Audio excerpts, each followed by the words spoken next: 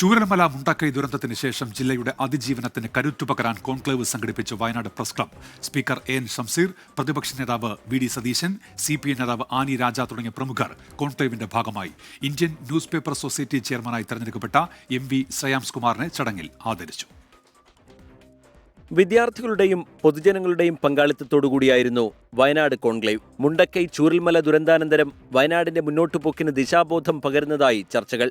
സംസ്ഥാനത്തെ സഹായിക്കേണ്ട ഉത്തരവാദിത്വം കേന്ദ്രത്തിനുണ്ടെന്നും എല്ലാവരും ഒന്നിച്ചു നിൽക്കുകയാണ് ഈ ഘട്ടത്തിൽ വേണ്ടതെന്നും കോൺക്ലേവിൽ പങ്കെടുത്ത സ്പീക്കർ AN ഷംസീർ. സെന്ററിന് സ്റ്റേറ്റിനെ സഹായിക്കേണ്ട ഉത്തരവാദിത്വമുണ്ട്. ഇവിടെ പറന്നെത്തി വിമാനങ്ങളുടെ കാശ് പോലും ചോദിക്കുന്ന മനസ്സിലാക്കും. 153 കോടിയാണ് അത്ര ഈ എയർഫോഴ്സിന്റെയും മറ്റും ആളുകൾ വന്ന വിമാനത്തിന്റെ വാടക. എന്നാണ് ഞാൻ തീർത്തും ആക്സിഡന്റലായി ചീഫ് സെക്രട്ടറി കണ്ട പറഞ്ഞത്. ഇങ്ങനെ ചോദിക്കുകയാണ്. ഇന്ത്യൻ ന്യൂസ് പേപ്പർ സൊസൈറ്റി ചെയർമാനായി തെരഞ്ഞെടുക്കപ്പെട്ട Mathrubhumi managing director MV Shreyams കുമാറിനെ ചടങ്ങിൽ ആദരിച്ചു. സ്പീക്കർ AN ഷംസീർ ശ്രേയാംസ് കുമാറിന് പ്രസ് ക്ലബിന്റെ ഉപഹാരം കൈമാറി. ദുരന്തത്തിനിപ്പുറവും വയനാട് സുരക്ഷിതമാണെന്ന് ലോകത്തെ അറിയിക്കാനും വികസന സാധ്യതകൾ ചർച്ച ചെയ്യാനുമാണ് കോൺക്ലേവ് സംഘടിപ്പിച്ചത്.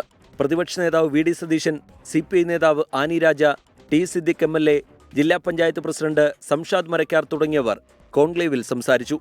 24 വയനാട്.